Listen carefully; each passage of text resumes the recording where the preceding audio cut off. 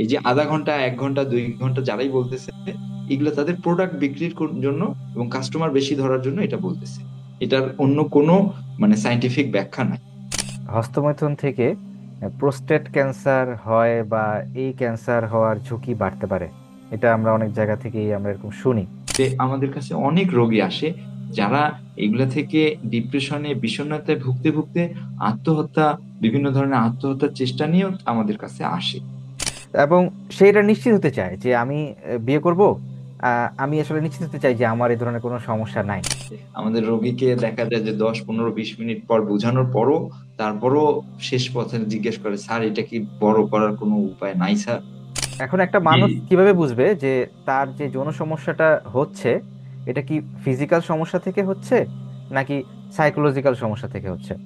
তো এটা আমি আমার রোগীদেরকে এভাবে বুঝাই যে দেখেন আপনার হাতের যে 5টা আঙ্গুল, এটা কি কোনোটা কোনো ভাবে বড় করতে পারবেন?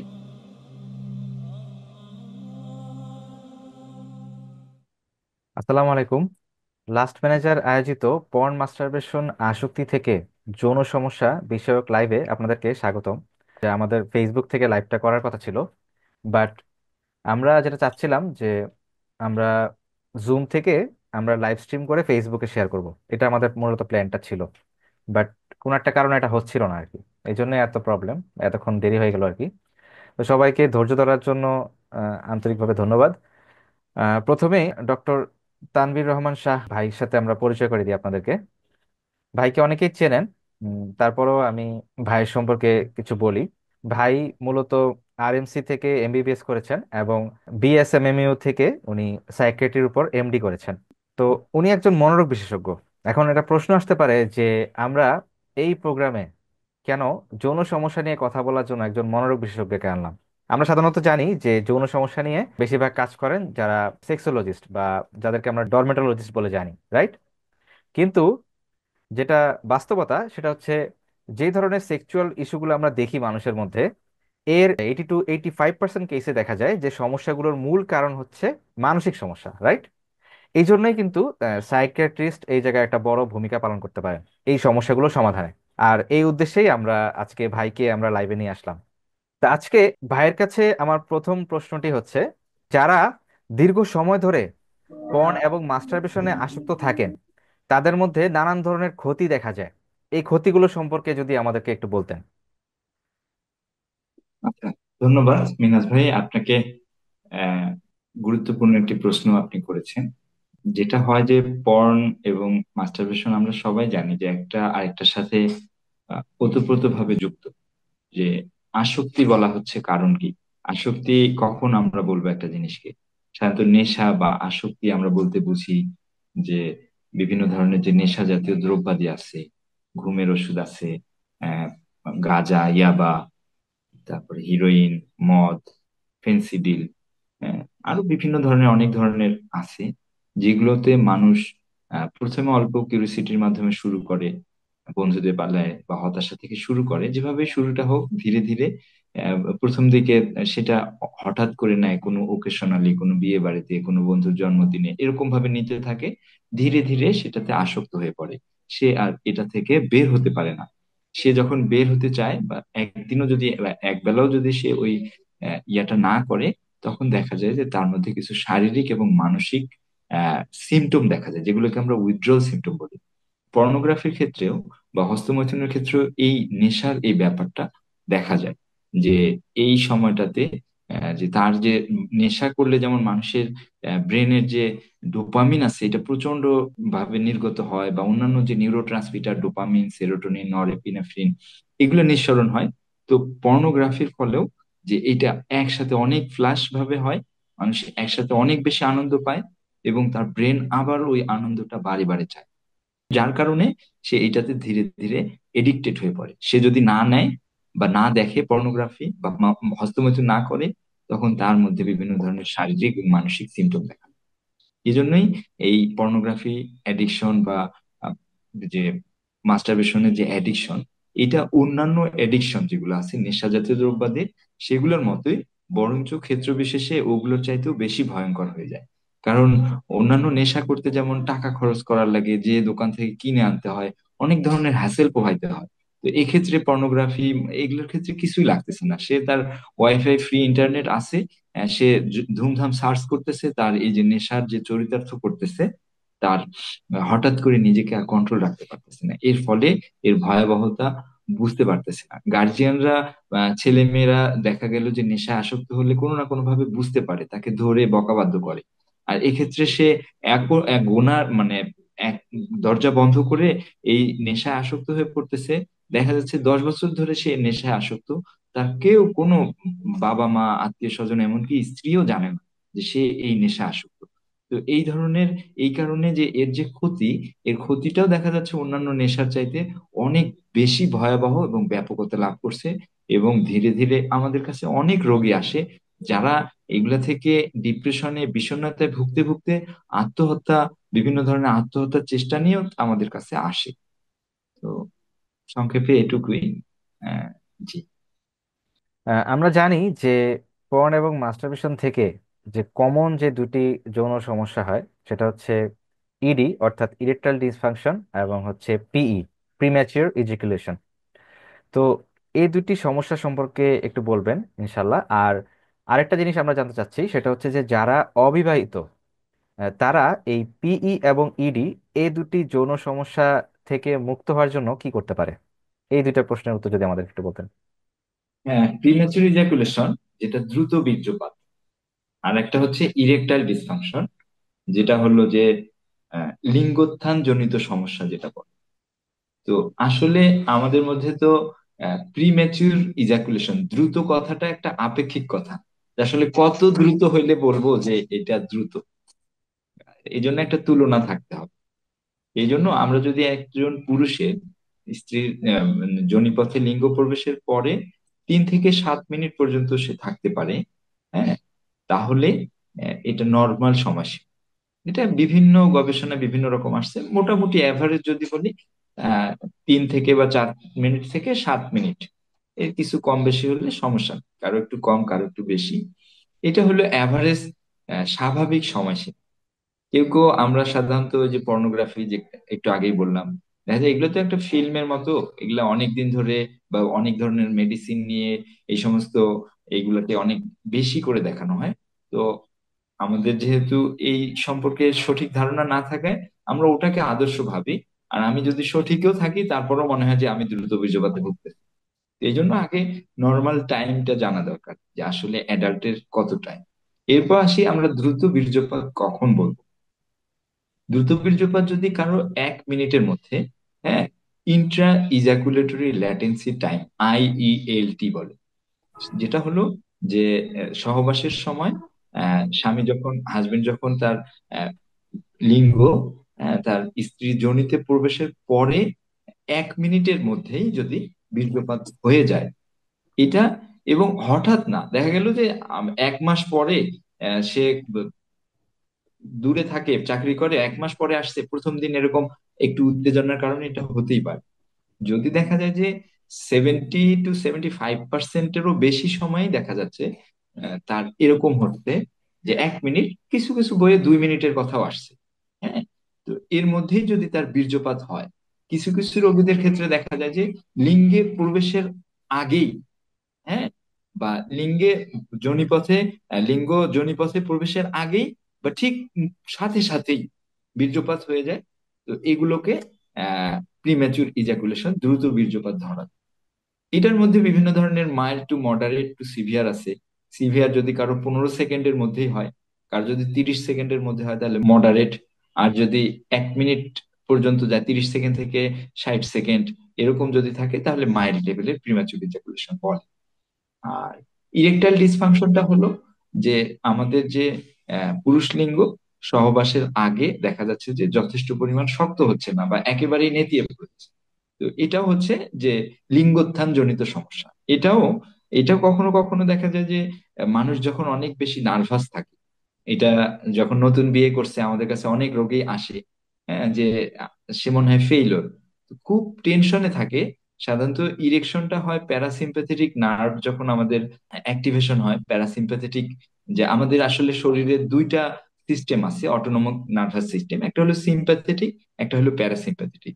সিম্প্যাথেটিকটা যখন আমরা খুব উত্তেজিত অবস্থায় থাকি, এক্সাইটমেন্টে থাকি, তো তখন সিম্প্যাথেটিকটা অ্যাক্টিভেশন থাকে। তো যখন সিম্প্যাথেটিক অ্যাক্টিভেশন থাকবে, তখন কারো লিঙ্গ শক্ত হবে না। কারণ তখন ব্লাড বডি বডির যে মেইন মেইন অর্গান গুলো আছে, ব্রেইন আছে, হার্ট আছে, কিডনি আছে, লিভার আছে, ব্লাড সব সেন্টারে চলে আসবে। তখন লিঙ্গ শক্ত হবে না চাইলেও। আর যখন মানুষ প্যারাসিম্পেথেটিক ইজি মুডে থাকবে, যখন ধরেন যে কোনো টেনশন ফ্রি অবস্থায় থাকবে, তো তখন তার শরীরে আহ, আহ, সব জায়গায় ব্লাড যাবে। এই সময় যখন সে তার ওয়াইফের কাছে যাবে বা এই ধরনের কোনো কল্পনা আসবে, তো তখন তার ধীরে ধীরে ইরেকশন হতে থাকে। তো যখন দেখা যায় যে তার নতুন বিয়ের সময় খুব উত্তেজিত অবস্থায় থাকে, বন্ধুরা বিভিন্ন কথা বলে থাকে, বিভিন্ন ধরনের তার টার্গেট থাকে, সে পারবে কিনা, এই ধরনের অনেক ভয় আশঙ্কা থাকে, তো তখন আসলে তার সিম্প্যাথেটিকটা অটোমেটিক অ্যাক্টিভ হয়ে থাকে। এই কারণে ব্লাড তো যাচ্ছে না, তো তার টেনশন যাচ্ছে, সে দেখতেছে কি রে, এটা তো শক্ত হচ্ছে না, আরো ভয় পাচ্ছে, আরো বেশি সিম্প্যাথেটিক অ্যাক্টিভেশন হচ্ছে। এবং এইভাবে দুই একবার ফেইলার করার ফলে সে খুবই হতাশ হয়ে যাচ্ছে, যার কারণে তার ওই অ্যাংজাইটি লেভেল প্রচন্ড বেশি থাকে। এটাকে পারফরমেন্স অ্যাংজাইটি বলে। ঠিক আছে, তো তার তখন ইরেকটাইল ডিসফাংশন। তো এইটা হঠাৎ হঠাৎ কারো যদি এইটার কারণে না, যদি একটা লম্বা সময় ধরেই তার ইরেকটাইল ডিসফাংশন থাকে এবং এটা দাঁড়াচ্ছে না, বা আগে ঠিক ছিল হঠাৎ করে এটা হচ্ছে না, বিভিন্ন ধরনের ডায়াবেটিস, হরমোনাল বিভিন্ন কারণ আছে, ক্রনিক বিভিন্ন ডিজিজ আছে, এগুলোর কারণে হতে পারে। তো এটার জন্য আসলে প্রপার ইভালুয়েশন প্রয়োজন। আর একটা যেটা বলছেন আপনি যে বিয়ের আগে, বিয়ের আগে তো সাধারণত বোঝার ইয়া হয় না। অনেকেই দেখা যায় যে মাস্টারবেশন করে বা হস্তমৈথুনের মাধ্যমে মনে করে যে তার অনেক আগেই হয়ে যাচ্ছে, সুতরাং সে মনে হয় বউকে খুশি করতে পারবে না। দেখেন, হস্তমৈথুন বা এইটা এইটা এক ধরনের জিনিস, আর ওটা আলাদা জিনিস। এইখানে ব্রেনের একটা সেট আপ হয়, যে যখন তার বীর্যপাত হবে, যখন তার অর্গাজম হবে, ওই মজাটা সে পায়। তো শুরুর দিকে হয়তো তার অনেকক্ষণ পরে আসতো, পরবর্তীতে ব্রেন ওইটা, ব্রেন আর বডির কানেকশন হয়ে গেছে, যে যত তাড়াতাড়ি আমি ওই মজাটা পাইতে পারি তত লাগবে। তো ব্রেন ওইভাবে সেট হয়, বডি ওইভাবে সেট হয়। তো ওইটা দিয়ে আসলে বোঝা যায় না। তো অনেকেই দেখা যায় যে একটা হীনমন্যতায় ভোগে, পরিবার থেকে বিয়ের জন্য বহুত ঠেলাঠেলি করতেছে, আর সে বিয়ে করতেছে না।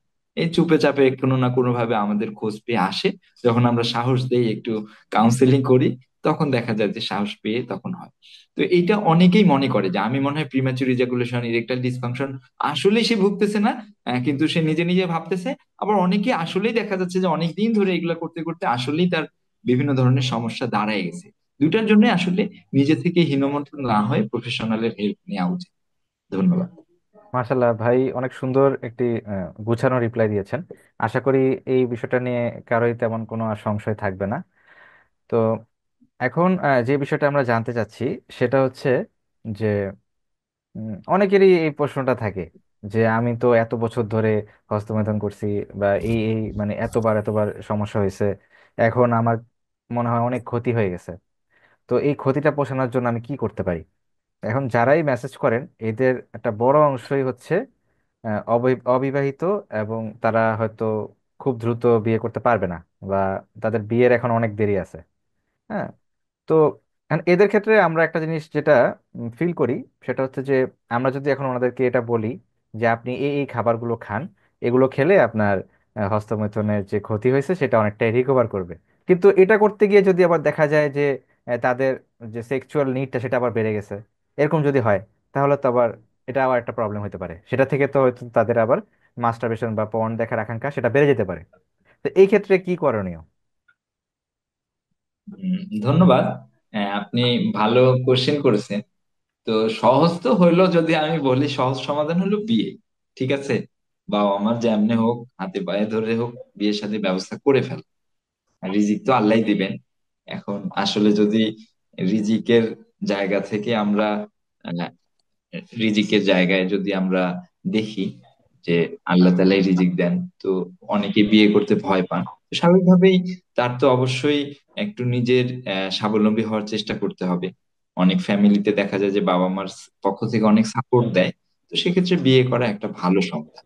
হ্যাঁ, ইসলাম তো আসলে মানুষের জন্য বিয়েটাকে যত সহজ করছেন, আমরা নিজেরাই এগুলোকে অনেক কঠিন বানিয়ে ফেলছি।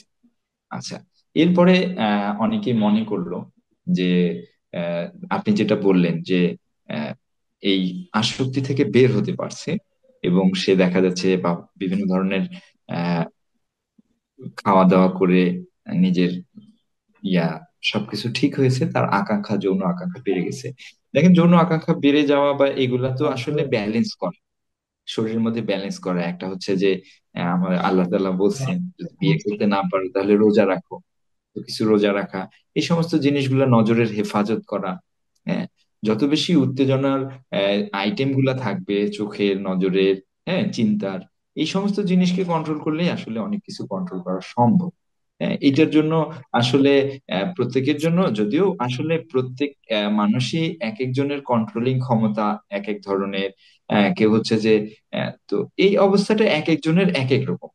তো স্বাভাবিকভাবে যেগুলো আমরা বলি যে যৌন উত্তেজনা কিছু, এই যে ফেসবুক বা এই সমস্ত সোশ্যাল মিডিয়ায় বিভিন্ন ধরনের আহ, বিভিন্ন ছবি আসে যেগুলোতে তার এই সমস্ত আকাঙ্ক্ষা বেড়ে যায়। তো এই জিনিসগুলো হচ্ছে করা। আর ধরেন কিছু হচ্ছে যে ডোপামিন রিলিজ করার জন্য, healthy dopamine release, endorphin release আমাদের শরীরে কিছু একটা, যেমন এক্সারসাইজ করা, হ্যাঁ, বন্ধুদের সাথে খেলাধুলা করা, হ্যাঁ, হাঁটাহাঁটি করা, হ্যাঁ, অনেক ধরনের হেলদি ডোপামিন, হেলদি মানে এন্ডরফিন রিলিজ করার উপায় আছে। এই সমস্ত মাধ্যমগুলো ইউজ করলে আশা করি অনেকটা এগুলো থেকে বের হয়ে আসা যাবে। আর এরপরও যদি কেউ দেখা যায় যে না, কন্ট্রোল করতে না পারে, মেডিকেশনের দরকার পড়ে, তো তখন সে তো চিকিৎসকের হেল্প নিবেই। আচ্ছা, এখন যে বিষয়টা নিয়ে আমরা জানতে চাচ্ছি, এটা একটু বিব্রতকর আসলে। আমাদের আজকের প্রোগ্রামে অনেক কোশ্চেনই অনেকের কাছে বিব্রতকর লাগতে পারে, বাট যেটা সত্য কথা সেটা হচ্ছে যে আমরা জানি যে এটা একটা বাস্তবতা, এই বিষয়গুলো। এবং মানে অসংখ্য মানুষের এই ধরনের প্রশ্ন, অসংখ্য অসংখ্য মানুষের প্রচুর ভুল ধারণা, প্রচুর এটা নিয়ে অনেক টেনশন, এগুলো নিয়ে চিন্তা করতে করতে একদম হতাশ হয়ে যাচ্ছেন, মানে একদম সুইসাইড করে ফেলবেন এমন একটা অবস্থা। এই জন্যই আসলে আমরা এই বিষয়গুলো আর কি ক্লিয়ার করতে চাচ্ছি। লিঙ্গের যে সাইজ বিষয়টা, এটা আমাদের দেশে পার্সপেক্টিভে মানুষের কতটুকু হওয়া উচিত বা যেটা নর্মাল, যে মিনিমাম এতটুকু হইলে এটা নর্মাল, এতটুকু বা এতটুকু বেশি হইলে নর্মাল, এতটুকুর কম হলে সেটার জন্য চিকিৎসকের পরামর্শ নিতে হবে। এটা এক্ষেত্রে কোন চিকিৎসকের পরামর্শ নিবে বা কি, এই বিষয়টা যদি আমাদেরকে একটু ক্লিয়ার করতেন। আচ্ছা, আমাদের তো আসলে মানে এই বিষয়ে ওরকম অনেক রোগী আমাদের কাছে আসে, এই জন্য এগুলা ওপেন প্ল্যাটফর্মে বলতেই হচ্ছে। প্রথম কথা হইলো, লিঙ্গের সাইজ যার যতটুকু আছে, আল্লাহ যতটুকু দিছে এটাই আলহামদুলিল্লাহ। হ্যাঁ, এটা আহ, এটা মাপামাপি করারও কোনো দরকার নাই। এটা হচ্ছে স্বাভাবিকভাবে অনেকে বলে যে এগুলো এই তেল মাখলেই হবে, বাড়ানো যাবে। তো এটা আমি আমার রোগীদেরকে এভাবে বুঝাই যে দেখেন, আপনার হাতের যে 5টা আঙ্গুল, এটা কি কোনোটা কোনো ভাবে বড় করতে পারবেন? যার যতটুক ততটুকু। এখন এইটা আহ আমরা তো জানি লিঙ্গের 2টা অবস্থা। একটা হচ্ছে ফ্লাসিড অবস্থা বা নরম অবস্থায় থাকে, আর যখন হচ্ছে যে ইরেক্ট পজিশনে, যখন শক্ত অবস্থায় থাকে। তো স্বাভাবিকভাবে গড় পড়তা যদি বলি, যে কারো যদি 3 থেকে 4 ইঞ্চির মতো থাকে নরম অবস্থায়, এটা স্বাভাবিক। আর যদি কারো 5 থেকে 6 ইঞ্চির মধ্যে হচ্ছে যে নর্মাল মানে উত্থিত অবস্থায় থাকে, এর কম বেশিটাও মোটামুটি চলবে। এখন ব্যাপার হচ্ছে যে সাইজ কেন ব্যাপার করে না, কারণ ওই যে আমরা 2টা সমস্যা বলছি শুরুতে, এর আগের কথায় আপনি বলছিলেন প্রিম্যাচুর ইজাকুলেশন, দ্রুত বীর্যপাত, আর একটা হলো ইরেকটাইল ডিসফাংশন, শক্ত না হওয়া। যে জিনিস 2টা ম্যাটার করে, এই 2টা হলো আসল, যে সময় কতক্ষণ থাকতেছে এবং শক্ত কি পরিমাণ হচ্ছে। সাইজ এখানে বা মোটা চিকন এখানে কোনো ভূমিকাই পালন করে না। আল্লাহ তাআলা না মানে স্ত্রীদের যে যোনিপথ দিছে, তো এইটার যে লেন্থটা আছে, এইটার শুধু প্রথম যে উপরের 1/3 সেন্সেশন রাখছে, ভিতরের আরটা রাখেন নাই। তো এইটুক পরিমাণও যদি কেউ সঠিক শক্ত অবস্থায় এবং সঠিক সময় মতো ঠিক করতে পারে, তার ওয়াইফ কোনো তৃপ্তি পাবে। এই যে বিভিন্ন ধরনের যে আহ, মহিলারা, মহিলাদের মধ্যেও এগুলো অনেক মিসকনসেপশন আছে। তারা দেখা যায় যে তার স্বামীর বিভিন্ন সময় একসাথে গল্প করতেছে, এই সময় ভুল ধারণাগুলো তৈরি হয়, তার ফলে দেখা যায় যে তার মধ্যে হীনমন্যতা কাজ করে, সে মনে হয় তার ওয়াইফকে খুশি করতে পারতেছে না। স্বামী স্ত্রী দুই জনেরই দেখা যায় যে কোনো না কোনো ভাবে এই সমস্ত মিস ইনফরমেশন গুলো সব জায়গায় ছড়িয়ে পড়ছে, এবং এটা এত বেশি যে আমাদের রোগীকে দেখা যায় যে 10, 15, 20 মিনিট পর বোঝানোর পরও তারপরও শেষ পথে জিজ্ঞেস করে, স্যার এটা কি বড় করার কোনো উপায় নাই স্যার? এরকম শেষে এতক্ষণ বোঝানোর পরও তার দেখা যায় যে ওই মাথায় ওই চিন্তাগুলা বের করা যায় না। তো স্বাভাবিকভাবেই এই চিন্তা না করাই ভালো। আহ খেয়াল রাখা দরকার শক্ত ঠিকভাবে হচ্ছে কিনা যথেষ্ট পরিমাণ, এবং সময় ঠিকভাবে পাওয়া যাচ্ছে কিনা। ধন্যবাদ। তো যেটা জি। বলতেছিলাম যে আপনার যারা অবিবাহিত ওদের মধ্যে তো আসলে এই প্রশ্নগুলো আর খুব বেশি বেশি আসে। কারো ক্ষেত্রে হয়তো দেখা যায় যে তার কোনো সমস্যাই নেই, কিন্তু সে ওই যে আশেপাশে বিভিন্ন কথা শুনে তার কাছে মনে হচ্ছে তার সমস্যা আছে, হ্যাঁ। এবং সে এটা নিশ্চিত হতে চায় যে আমি বিয়ে করব, আমি আসলে নিশ্চিত হতে চাই যে আমার এই ধরনের কোনো সমস্যা নাই। এখন সে যেহেতু প্র্যাকটিসিং, সে তো নিশ্চয়ই বিয়ের আগে তো কারোর সাথে সে কিছু করতেছে না আলহামদুলিল্লাহ। কিন্তু এই ক্ষেত্রে সে কিভাবে বুঝবে যে তার আসলে কোনো সমস্যা আছে নাকি নাই? আচ্ছা, এইটা বোঝার জন্য একটা বড় পরিমাপ হলো মর্নিং ইরেকশন, যেটা বলি আমরা, যে মানে এটা আমাদের তো যে সকালবেলা দেখা যায় যে হরমোনের লেভেলটা ভালো থাকে, এবং ঘুম থেকে ওঠার সময় অনেকেই বা ফজরের টাইমে বা 8-20 দিয়ে দেখা যায় যে লিঙ্গ উত্থান হচ্ছে। এটা প্রতিদিন হতে হবে এমন না, মাঝে মাঝেই। তো এইটার উপর নির্ভর করে কারো যদি মর্নিং ইরেকশনটা ঠিক থাকে, তাহলে বুঝতে হবে যে তার এটা আশা করি কোনো সমস্যা হবে না। আর দুই নম্বর কথা হলো যে একটা যে আগ্রহ আসা, এটা কি যে ধরেন যে একটা ফ্যান্টাসি থিঙ্কিং, হ্যাঁ, যে মহিলাদের ক্ষেত্রে ভালো লাগা যদি কাজ করে, প্লাস হচ্ছে যে মর্নিং ইরেকশন যদি ঠিক থাকে, তো এই সমস্ত জিনিসগুলো যদি ঠিক থাকে, তো আশা করা যায় যে আমরা তাকে বলতে পারি যে হ্যাঁ ভাই আপনি বিয়ে শাদী করতে পারেন।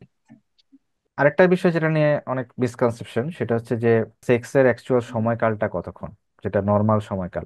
কারণ আমরা তো এখন অনেক ধরনের অনেক কিছু দেখি বা বিভিন্ন মিডিয়ার মাধ্যমে মিস ইনফরমেশন ছড়ানো হচ্ছে যে সেক্সের সময়কাল অনেক জায়গায় বলতেছে যে 30 মিনিট, অনেক জায়গায় বলছে 1 ঘন্টা।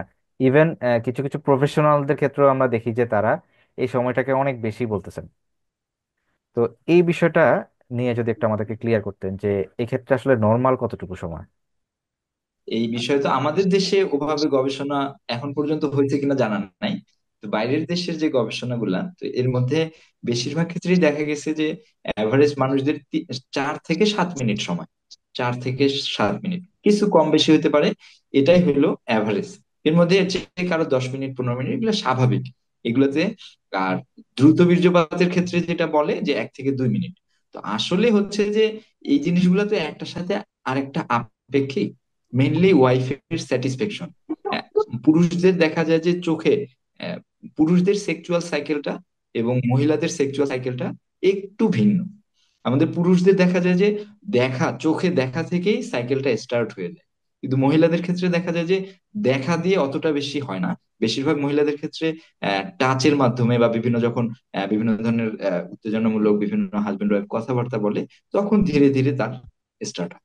এখন 2-3 জন মিলে ধরেন দৌড় শুরু করছে, হ্যাঁ, বাঁশি দেওয়ার আগে যদি দুই একজন দৌড় শুরু করে, আর আরেকজন দৌড় শুরু করছে বাঁশি দেওয়ার পরে, তো স্বাভাবিকভাবে যে দৌড় আগে শুরু করছে সে তো আগেই পৌঁছে যাবে। তো হাজবেন্ড ওয়াইফ দেখা যায় যে অনেকেই যারা দ্রুত বীর্যপাত মনে মনে আকাঙ্ক্ষা করেন বা আশঙ্কা করেন যে আমার মনে হয় আগেই আমি মনে হয় লম্বা সময় থাকতে পারবো না, এই ধরনের একটা নেগেটিভ থিঙ্কিং কাজ করে। তো তখন দেখা যায় যে তারা অন্যান্য কাজ শুরু করে না, ফোর প্লের যে ব্যাপারগুলো আছে, ওয়াইফকে যে একটু উত্তেজিত করার যে ব্যাপারগুলো আমরা বলি, তো এগুলোতে না করে সে ধাম করে শুরু করে দেয়। তো ওয়াইফ তখনও দেখা যায় যে দৌড় শুরু করে না, এইদিকে ইনি তো দৌড় শুরু করে দিছে। তো তখন দেখা যায় যে যদি 4-5 মিনিটও থাকে, দেখা যায় ওয়াইফ তখন আসলে তখন উনি স্টার্ট হয় নাই, দেখা তখন উনি অর্গাজমটা ফিল করতে পারেন। তো এইখানে আসলে এটা আপেক্ষিক। হাজবেন্ড ওয়াইফ কত মিনিটের চেয়ে আসলে গুরুত্বপূর্ণ যে দুইজনে পরিপূর্ণ স্যাটিসফ্যাকশন হলো কিনা। ঠিক আছে, তো এটা একটা বিষয়। আর এটা তো সংজ্ঞার মধ্যে আমরা ডেফিনেশনের মধ্যে বলছি যে প্রতিবারই যে তার এরকম হতে পারবে। কারণ কেউ কেউ দেখা যায় যে দুই একবার এরকম 2-1 মিনিটে বীর্যপাত হয়ে গেছে, সে চলে আসছে মনে হয় আমার সমস্যা, কিন্তু একটা মানুষ অনেক সময় দেখা যায় যে আমাদের দেশের অনেকেই এলাকা থেকে ঢাকায় বিভিন্ন কাজে যায়, চাকরি করে, দেখা যায় উইকেন্ডে শুক্রবার করে আসে বা ছুটির দিনগুলোতে আসে। তো প্রথম দিকে দেখা যায় যে উত্তেজনা বেশি কাজ করে, আগ্রহ বেশি কাজ করে, তখন স্বাভাবিকভাবেই সময়টা কম পাওয়া যায়। পরবর্তীতে ধীরে ধীরে যত বেশি একসাথে থাকতে থাকে, রেগুলার থাকলে এটা অটোমেটিক টাইম বাড়তে থাকে। তো আপনার যে কোশ্চেনটা আমি মনে হয় উত্তর দিতে পেরেছি, যে 4 থেকে 7 মিনিট হলো নর্মাল সময়। এই যে আধা ঘন্টা, 1 ঘন্টা, 2 ঘন্টা যারাই বলতেছে, এগুলো তাদের প্রোডাক্ট বিক্রির জন্য এবং কাস্টমার বেশি ধরার জন্য এটা বলতেছে। এটার অন্য কোনো মানে সাইন্টিফিক ব্যাখ্যা নাই। যেটা যারা করতেছে এগুলা হচ্ছে যে বুঝতেই পারতেছেন যে সবার নিয়ত তো এক না। এটাই হলো সমস্যা। আলহামদুলিল্লাহ। ভাই, খুবই মিস ইনফরমেশন এবং ভুল ধারণাপূর্ণ একটা বিষয় সম্পর্কে আমাদেরকে ক্লিয়ার করলেন। আশা করি এই উত্তরটি থেকে অনেকেই উপকৃত হবেন, কারণ এই সিম্পল একটা বিষয়কে কেন্দ্র করে মানুষ এত এত দুশ্চিন্তায় ভুগেন, এটা মানে বলার মতো না আর কি, যে এটা খুবই ভয়াবহ অবস্থা। তো যাক, আলহামদুলিল্লাহ। এখন যে বিষয়টা আমরা জানতে চাচ্ছি সেটা হচ্ছে যৌন সমস্যাটা। এটা আমরা জানি যে দুই রকম হতে পারে। একটা হচ্ছে সাইকোসেক্সুয়াল, মানে মানসিক সমস্যা থেকে যৌন সমস্যা। আরেকটা যেটা হতে পারে যে ফিজিক্যালি যৌন সমস্যাটা হওয়া, আমি যদি ভুল না করে থাকি। তো এই এখন একটা জি, মানুষ কিভাবে বুঝবে যে তার যে যৌন সমস্যাটা হচ্ছে এটা কি ফিজিক্যাল সমস্যা থেকে হচ্ছে নাকি সাইকোলজিক্যাল সমস্যা থেকে হচ্ছে, এবং কোন কোন ভাবে কোন সমস্যা হলে কোন ডাক্তারের কাছে যাওয়া উচিত? এগুলা আসলে কিছু কিছু প্যারামিটার আছে। এগুলো তো হুট করে বলা যায় না। একটা হলো যে এই যে যৌন সমস্যা, একটা হচ্ছে লাইফ লং, আর একটা হচ্ছে একওয়ার্ড। কারণ বিয়ের প্রথম দিন থেকেই তার সমস্যা, ঠিক আছে। আর একটা হচ্ছে যে একওয়ার্ড, প্রথম 5-7 বছর ভালো ছিল, হঠাৎ করেই হয়ে গেছে এরকম। তো সাধারণত সাইকোসেক্সুয়াল বা সাইকোলজিক্যাল যে প্রবলেম গুলা, এগুলো হঠাৎ করে শুরু হয়। আর আহ, যেগুলো সাধারণত মানে এই ফিজিক্যাল কারণে হয়, এটা দেখা যাচ্ছে ধীরে ধীরে হয়। এগুলো সবসময় একই রকম হবে এমন না। কারণ স্বাভাবিকভাবে এগুলো তো আহ, মানে এগুলা হিস্ট্রি, প্রত্যেকটা মানুষেরই হিস্ট্রি এক এক ধরনের ভিন্ন ভিন্ন, তাকে আমরা জাজ করি বিভিন্ন ধরনের, কখনো হরমোনাল টেস্ট করি, বিভিন্ন ধরনের পরীক্ষা নিরীক্ষা করে, লিপিড, অনেক কিছু টেস্ট করা হয়। তো এই সমস্ত ইয়া করে তারপরে নির্ণয় করা হয় যে আসলে তার সমস্যাগুলো কোথায়। দেখা গেল যে সাইকোলজিক্যাল কারণ দেখা গেছে, যে তার হাজবেন্ড ওয়াইফের মধ্যে সমস্যা দেখা দিচ্ছে কোনো কারণে, মনোমালিন্য দেখা গেছে। তো তখন তারপর থেকেই সমস্যা। তো অবভিয়াস যদি কোনো কারণ থাকে, তখন তো নিজে থেকেই বোঝা যায় যে এটা এখানে। হ্যাঁ। আবার কারো কারো ক্ষেত্রে দেখা গেল যে না, কোনো তার আগে থেকেই ডায়াবেটিস আছে। ডায়াবেটিস সেক্সুয়াল সমস্যার কিন্তু খুব বড় একটা কারণ। বা হার্টের কারো প্রবলেম আছে, ইসকেমিক হার্ট ডিজিজ আছে। তো এগুলার কারো ইসকেমিক হার্ট ডিজিজ হওয়ার আগেই কিন্তু দেখা যায় যে যৌন সমস্যা শুরু হয়ে গেছে। এগুলো এক একটা ইন্ডিকেটর। তো এই সমস্ত জিনিসগুলো দেখে আমরা একটা আন্দাজ পাই। বাকি কিছু রুটিন কিছু এক্সামিনেশন আছে বা কিছু অল্প কিছু পরীক্ষা নিরীক্ষা আছে, যেগুলো করে আমরা আহ মানে আলাদা করি। যদিও বোঝা যাচ্ছে যে তার আমি সাইকোসেক্সুয়াল সাইকোলজিক্যাল প্রবলেমই, তারপরও এর সাথে তো তার তার প্রবলেম হচ্ছে, স্ত্রীর কারণে হচ্ছে, কিন্তু দেখা যাচ্ছে তার আন্ডারলাইং ডায়াবেটিসও আছে। এটা আমি যদি শুধুই ওইটা ট্রিটমেন্ট করি, দেখা যাচ্ছে তার ডায়াবেটিসটা তার ধরা পড়লো না, সে নিজের মতো করে লাইফস্টাইল চলতেছে, অনেকদিন পরে যে ধরা পড়লো, এতে তার কিছু ক্ষতি হয়ে গেল, যেটার কারণে তার সমস্যাটা আরেকটু বেড়ে গেল। তো এই সমস্ত, এই জন্য আমরা কিছু বেসিক ইনভেস্টিগেশন আমরা করে নিই যে তার আহ মানে শারীরিক কোনো সমস্যা আছে কিনা। অনেকেই আসে বিয়ের জন্য ভয় পাচ্ছে, আপনি যেটা আগে বললেন। তো তাদের ক্ষেত্রেও আমরা এই রুটিন কিছু টেস্ট করে নেই। তাকে এটা দুই কারণে হয়, যে একটা হচ্ছে যে তার আসলেই নাই, যদিও বোঝা যায়, কিন্তু তার টেস্ট গুলো করলে তখন তার একটা আত্মবিশ্বাসটা বাড়ে যে না, আমার এগুলো কোনো সমস্যা নাই। তার যে কনফিডেন্স যে বুস্ট আপ হয়, এইটাতেই দেখা যায় যে তার অনেক অংশেই সমস্যা চেম্বার থেকেই দেখা যায় 50%, 60% সে আহ মানে বুস্ট আপ হয়ে যায়। আরেকটা ভয়াবহ বিষয় আমরা যেটা জানি যে হস্তমৈথুন থেকে প্রোস্টেট ক্যান্সার হয়, বা এই ক্যান্সার হওয়ার ঝুঁকি বাড়তে পারে। এটা আমরা অনেক জায়গা থেকেই আমরা এরকম শুনি। তো এইটার সম্পর্কে যদি একটু বলতেন, এটা নিয়েও অনেকের মধ্যে একটা আতঙ্ক কাজ করে যে আমি তো এতদিন ধরে হস্তমৈথুন করছি, আমার কি প্রোস্টেট ক্যান্সার হবে কিনা, এরকম আর কি। না, এইটার একবারে সরাসরি আসলে ওই ধরনের গবেষণা আমি খুব বেশি খুঁজে পাইনি প্রোস্টেট ক্যান্সার হওয়ার। আর এমনিতেই আসলে কেউ কেউ হস্তমৈথুনটাকেই ধরেন যে মনে করে যে এটা যা করছে একবারে জীবন শেষ, এরকম। মানে যারা অনেক বেশি হতাশ হয়ে গেছে তাদের জন্য বলতেছি, অত বেশি হতাশ হওয়ার কারণ নাই। হ্যাঁ, যে এটা রিকভার করা সম্ভব অনেক কিছুই। প্রথম কাজ তো হচ্ছে এটা বাদ দিতে হবে। তারপর কিছু খাওয়া দাওয়া, কিছু ব্যায়াম, কিছু ফিজিক্যাল এক্সারসাইজ, কিছু লাইফস্টাইল মডিফিকেশনের মাধ্যমে এটা অনেকাংশে রিকভার করা সম্ভব। আর কি করলে কি হবে, এই জিনিসগুলা খুব যদি মিলাইতে যাই তাহলে তো আসলে নিজেই নিজেকে ইয়া হবে। আল্লাহ তাআলা তকদিরে যেটা রাখছে হবে। কেউ যদি হস্তমৈথুন করে, প্রোস্টেট ক্যান্সার যদি তকদিরে থাকে তাহলে হবেই। হস্তমৈথুন করলে হবে, না করলে হবে। এটা নিয়ে অত বেশি মনে হয় না খুব বেশি একবারে ডিরেক্ট কানেকশন আমি পাইনি।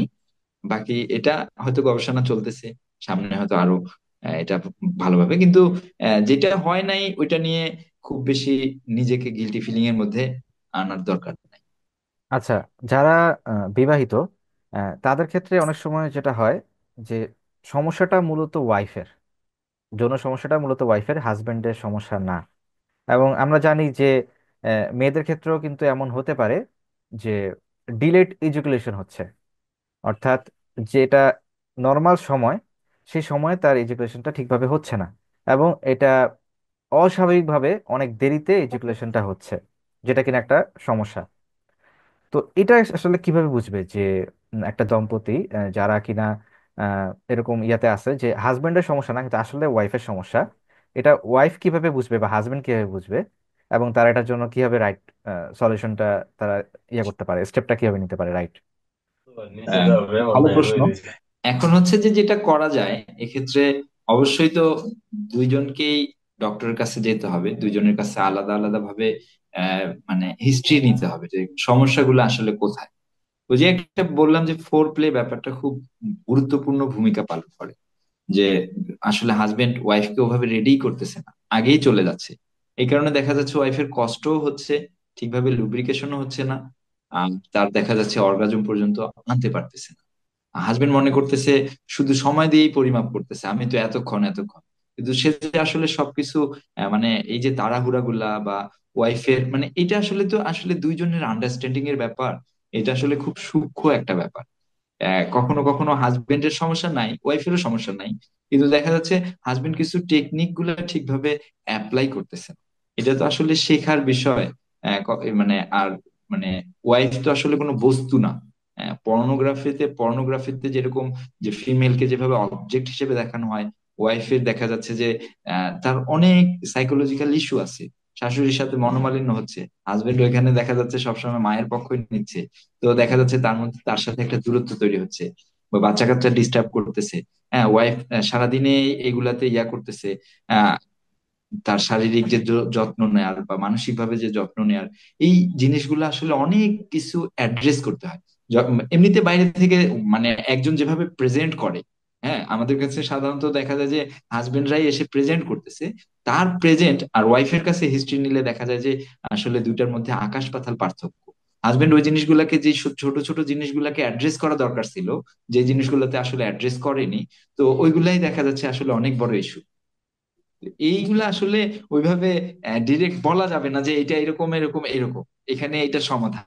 তো এটা তো আসলে প্রত্যেকটা পার্সন স্পেসিফিক। আসলে এগুলোতে হিস্ট্রিটা আসলে নেওয়া দরকার ভালোভাবে, এবং সঠিক জায়গায় তো যেতে পারে না মানুষজন। ওই যে বিভিন্ন বিভিন্ন ধরনের হার্বাল কোম্পানি, এই সেই বাসের মধ্যে ইয়ার মধ্যে এগুলা দেখে ওই হালুয়া টালে বিভিন্ন কিছু নিয়ে এগুলা সময় খেতে থাকে। যত দূরত্ব বাড়তে থাকে তত হতাশ যায়, অনেকে ডিভোর্স হয়ে যায় সঠিক জায়গায় যাওয়ার। জি। আরেকটা জিনিস নিয়ে খুবই কমন জিজ্ঞাসা থাকে বিশেষ করে অবিবাহিতদের মধ্যে, সেটা হচ্ছে যে স্বপ্নদোষ বিষয়টা কি, আর মাসে কয়বার স্বপ্নদোষ হওয়াটা নর্মাল, এবং স্বপ্নদোষ হওয়ার কারণে যখন পর্ন দেখার আর্জটা বেড়ে যাচ্ছে তখন আসলে কি করা উচিত? এগুলো না, এগুলা মানে এই সমস্ত কোশ্চেন আসলে মানে আহ, মানে শেষ নাই, অন্ত নাই। রোগীরা যে আসলে কত ধরনের কোশ্চেন করে বা কত উকি দেয় এগুলা। তারপরেও যে স্বপ্ন দোষটা নিয়ে যে মানুষ হীনমন্যতায় ভোগে, তো এইটাতে হীনমন্যতায় ভোগার কোনো কারণ নেই। স্বপ্ন দোষটা হচ্ছে স্বপ্নের মধ্যে হচ্ছে, ঘুমের মধ্যে ঘুমের মধ্যে যা হচ্ছে ওইটাতে তো তার কন্ট্রোল নাই। এটা হচ্ছে আমাদের যে মানে বীর্যটা তৈরি হচ্ছে, আহ, ক- আমাদের যে দুইটা টেস্টিস আছে, হ্যাঁ, দুইটা যে অন্ডকোষ আছে, যেটা এইখান থেকে আমাদের সিমেন তৈরি হচ্ছে, বীর্য তৈরি হচ্ছে, এবং এটা থলিতে জমা থাকতেছে।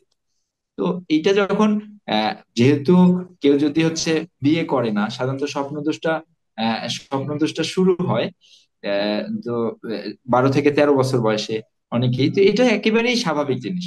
এটা কারো কারো ক্ষেত্রে তৈরিটা বেশি হচ্ছে, এই জন্য এটার স্বপ্নদোষটা বেশি হচ্ছে। কারো কারো ক্ষেত্রে কম হচ্ছে, এটা কম হচ্ছে, তো ওই ধরনের একবারে। কিন্তু যদি দেখা যায় যে কারো প্রতিদিনই বা সপ্তাহে 3-4 বার বা এর চাইতেও বেশি হচ্ছে, তো তখন আসলে একটু চেক আপ করা দরকার। অনেকের মানসিক স্ট্রেসের কারণে স্বপ্নদোষ বেশি হতে পারে, অনেকের দেখা যাচ্ছে যে শারীরিক দুর্বলতার কারণে হতে পারে।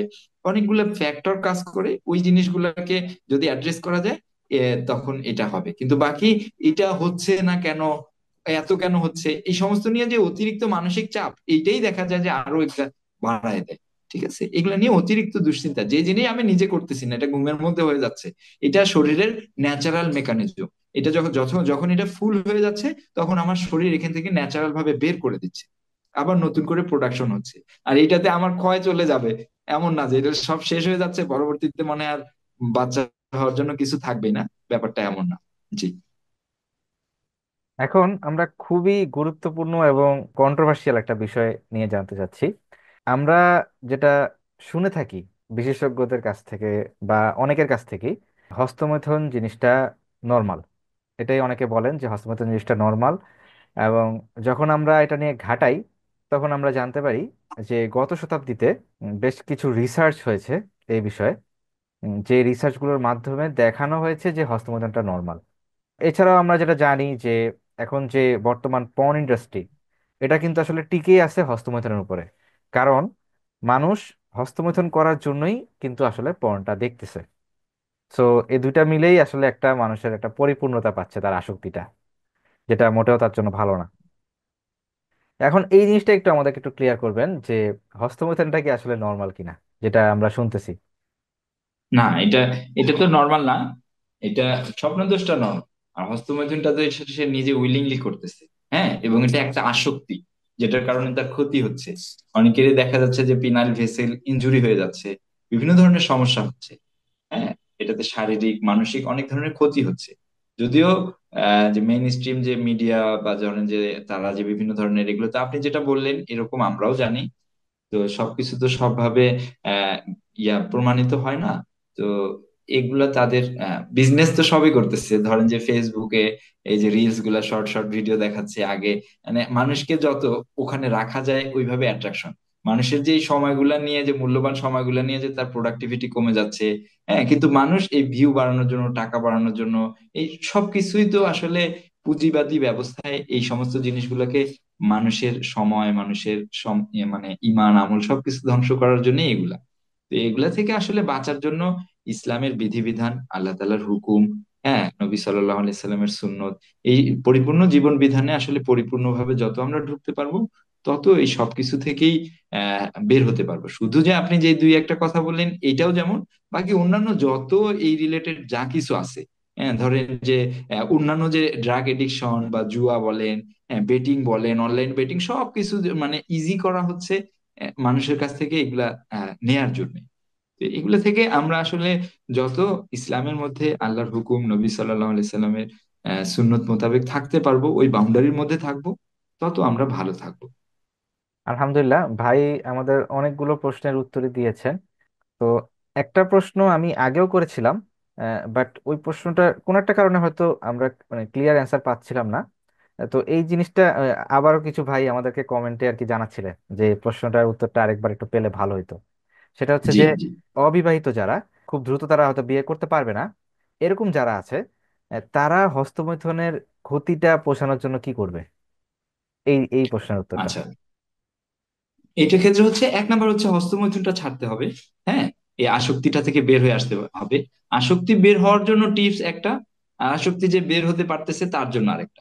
আসক্তি বের হওয়ার জন্য তো ধরেন যে অনেক বিভিন্ন ধরনের টেকনিক, একা না থাকা, ইন্টারনেট ইউজ না করা, হ্যাঁ, স্মার্টফোন থেকে যত দূরে থাকা যায়, হ্যাঁ, বন্ধুদের সাথে থাকা, দিনই পরিবেশে থাকা, এইগুলো জিনিসগুলো আমরা জানি। আর যে হ্যাঁ। আসক্তি থেকে বের হতে পারতেছে, হ্যাঁ, যে আর করতেছে না, হ্যাঁ, স্টপ মানে স্টপ, আমি আর পর্নোগ্রাফিও দেখবো না, আমি আর চিরদিনের জন্য এটা থেকে ফেরত আসছি। এখন আমি কিভাবে এই যে 4-5 বছর 10 বছর ধরে যে আমি এটার মধ্যে করছি, তো তো সেইটা আমি কিভাবে এখান থেকে বের হয়ে আসতে পারি। তো এই জিনিসটার ক্ষেত্রে হলো যে এক তো হচ্ছে যে পুষ্টিকর খাওয়া দাওয়া করা, হ্যাঁ, ধরেন যে মধু, খেজুর, তরমুজ, ফুলকপি, ফ্রুটস, কলা, আরো অনেক ধরনের আমরা এটা অ্যাভেলেবেল, এগুলো জানবোই, যে করতেছি। অবশ্যই এটা আমরা হ্যাঁ, মানে আমাদেরকে কেউ মেসেজ করলে আমরা তাদেরকে এটা দিব ইনশাল্লাহ। হ্যাঁ, হ্যাঁ। তো আর আরেকটা হচ্ছে যে আহ আর একটা হচ্ছে যে ধরেন যে হেলদি লাইফস্টাইল মেনটেন করা, সব বিষয়ে যদি বলি, যে আমাদের একটা হেলদি লাইফস্টাইল, 5 ওয়াক্ত নামাজ পড়া, হ্যাঁ, আগে ঘুমোতে যাওয়া, হ্যাঁ, আগেই উঠা, ধরেন যে অনেক বেশি রাত না জাগা, স্ট্রেস কমায়, স্ট্রেস কমানো, হ্যাঁ, তারপর ফিজিক্যাল এক্সারসাইজ করা, হ্যাঁ, এই জিনিসগুলা হেলদি লাইফস্টাইল যদি মেনটেন করি, তাহলে এটা আসলে রিকভার করা সম্ভব। আর আপনি যেটা বলতেছেন যে উত্তেজনা অনেক বেশি হইলে, এটা কি কোশ্চেন ছিল নাকি, না কিভাবে বের হয়ে যাব? উম, না না, এটা না, মূলত হচ্ছে যে ওই এখন এই যে ক্ষতি পোষাইতে গিয়ে এই যে এই খাবারগুলো যখন খাওয়া শুরু করবে একজন অবিবাহিত হ্যাঁ, মানুষ, হ্যাঁ, হ্যাঁ, তার তো উত্তেজনা হ্যাঁ। বেড়ে যেতে পারে। এটাও তো একটা সমস্যা আর তখন কি। এই জন্য কি সে কি তখন এগুলো খাওয়া খাওয়া বন্ধ মানে খাওয়া বাদ রাখবে? না, না, না, তখন খাওয়া দাওয়া একটু কমায় দিবে। ঠিক আছে, আচ্ছা এটা আচ্ছা। তো আসলে টিউনিং করতে হবে, খাওয়া দাওয়া কমাইতে হবে। রাইট। তাও যদি না হয় রোজা রাখবে, ঠিক আছে না, রাইট। আর আবার নজরের হেফাজত করবে। ওই যে এক্সারসাইজও করতে মানে হবে। ওই মানে যেই সমস্ত জিনিসগুলো আমাকে ট্রিগার করতেছে, ওই সমস্ত ওই পথগুলো যত কম করতে পারি তাহলেই হবে রাইট। অনেকটাই। আর ওই খাবারগুলো খাওয়ার পাশাপাশি যদি এক্সারসাইজটা করা হয় তখনও তো একটা এনার্জি বার্ন বার্ন হবে ইনশাল্লাহ। হ্যাঁ, হ্যাঁ, আমি তো ওই যে এনার্জি বার্নের কথা এর আগে বলছিলাম, যে আমার ডোপামিন রিলিজ গুলা, এন্ডোরফিন রিলিজ গুলা, বন্ধুদের সাথে খেলাধুলা করা, ঘুরতে যাওয়া, দৌড়াদৌড়ি করা, এই সমস্ত কিছু। হ্যাঁ, আলহামদুলিল্লাহ আমরা উম, আমারও মনে হয় মোটামুটি যে কোশ্চেনগুলো সবচেয়ে বেশি আসে এগুলো অনেকটাই কভার হয়ে গেছে। আর এর পাশাপাশি আরো অনেক প্রশ্ন আসে কিন্তু এগুলো কিন্তু ঘুরে ফিরে এই ক্যাটাগরিগুলোর মধ্যেই পড়ে। তারপরও যদি হ্যাঁ, হ্যাঁ, আপনাদের প্রশ্ন থাকে ইনশাল্লাহ, যারা আমাদের এখানে কমেন্ট সেকশনে প্রশ্ন করতেছেন, আপনারা যেটা বলবো যে এই সেম প্রশ্নগুলো আপনারা আমাদের ফেসবুক পেজে করবেন। আমাদের যে LUST ম্যানেজার যে ফেসবুক পেজটা আছে ওখানে আপনারা মেসেজ করতে পারেন ইনশাল্লাহ, আমরা আপনাদেরকে রিপ্লাই দিব। তো ডক্টর তানভীর রহমান শাহ ভাইকে অসংখ্য ধন্যবাদ এবং জাজাকাল্লাহ খাইরান আমাদের সাথে থাকার জন্য। আর আমাদের যে টেকনিক্যাল ইস্যুটা হলো আজকে, যেটার কারণে আমাদের মোটামুটি প্রায় 20 থেকে 30 মিনিটের মতো সময় নষ্ট হয়েছে। আমার মনে হয় আমাদের যারা ভিউয়ার আছেন তারাও আসলে এই জায়গাটাতে হয়তো একটু কষ্ট পেয়েছেন আর কি, যে অনেক একটা আধা ঘন্টার মতো একটা সময় চলে গেছে। ভাইয়ের ক্ষেত্রেও এটা একটা ক্ষতি হয়েছে। তো আসলে এটা কিছু করার ছিল না আর কি, এটা খুবই আনএক্সপেক্টেড। আশা করি ইনশাল্লাহ আমাদের ফিউচারে এমন কোনো সমস্যা হবে না এবং আমরা খুব সুন্দরভাবে আমাদের প্রোগ্রামগুলো অ্যারেঞ্জ করতে পারবো ইনশাল্লাহ। তো সবাই ভালো থাকবেন এবং আমাদের জন্য দোয়া করবেন। আশা করি আমরা সামনে আবার কখনো ইনশাল্লাহ ডক্টর তামির ভাই যদি সুযোগ হয় তখন আবার কখনো হয়তো বসা হবে আর কি ইনশাল্লাহ। তো সবাই ভালো থাকবেন। আহ, আশা করি সবাই সুস্থ থাকবেন ইনশাল্লাহ এবং আমাদের জন্য দোয়া করবেন। আসসালামু আলাইকুম ওয়া রাহমাতুল্লাহি ওয়া বারাকাতুহু। ওয়ালাইকুম আসসালাম।